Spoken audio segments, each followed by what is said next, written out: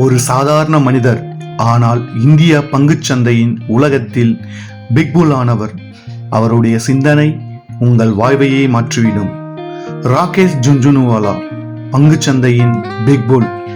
கனவு காண தைரியம் இருந்தால் எதையும் சாதிக்கலாம் என்பதற்கு இவரே சாட்சி. அவரின் 12 சக்தி வாய்ந்த மேற்கோள்கள் உங்களுக்காக. பயத்தில் லாபம் இல்லை, தைரியத்தில்தான் வெற்றி. பொறுமைதான் பங்குச்சந்தையின் மிக விலை மதிப்புள்ள பங்கு.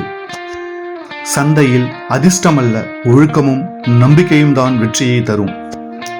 உங்கள் கனவு பயத்தை விட பெரியதாக இருக்க வேண்டும்.